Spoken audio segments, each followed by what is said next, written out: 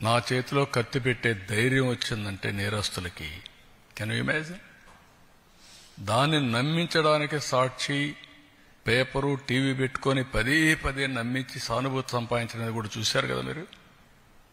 Are the fit in politics? ఏంటి మన తెనాలి? ఎవరు వాడు? Rowdy sheeter. ఎవరు వాడు? గంజాయి బ్యాచ్. మీరు వెళ్తారా? ఎన్ని గుండెలుండాలి మీకు? ప్రజలు మీకు సపోర్ట్ చేయాలన్నా. ఇంకొక పక్క నిన్న పొగాకు. ఏంటి నీ పని? పొగాకుకు నేను చెప్పాను, ఎవరిచ్చారండి? 12,000 రూపాయలు క్వింటాల్కిచ్చి కొనిస్తున్నాం. మా దగ్గర ఎక్స్పర్టైజ్ లేదు, గోడౌన్స్ కూడా లేవు, రైతులు ఇబ్బందుల్లో ఉన్నారు. ఎంతైనా పర్వాలేదు, నష్టం వచ్చినా పర్వాలేదు, కొనాలని కొంటున్నాం. కొంటే మీ బాధ్యత ఏంటి? ఎప్పుడన్నా చేశారా మీరు? బాధ్యత లేకుండా పోయి ఒక 15,000 మందిని ఎసకపోయి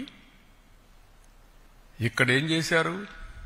అమరావతి, దేవతల రాజధాని అమరావతి, ప్రజా రాజధాని అమరావతి, వేశ్యల నగరం. ఇది ఎంత కొవ్వెక్కుందండి మీకు? ఇంకా సమర్థించుకుంటారా మీరు? మీరు అడిగిన క్వశ్చన్ చెప్తున్నా, కెన్ యూ ఆన్సర్?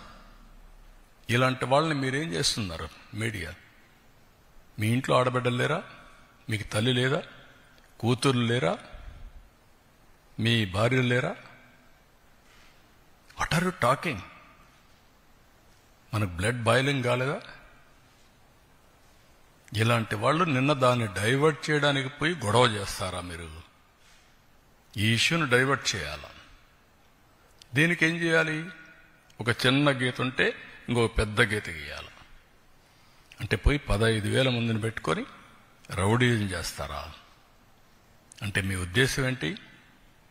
నేరస్తులు రాజకీయ ముసుగులో చేస్తున్నారు కాబట్టి మాట్లాడితే రాజకీయ నాయకులపైన యాక్షన్ ఎవరి మీద తీసుకోవాలి?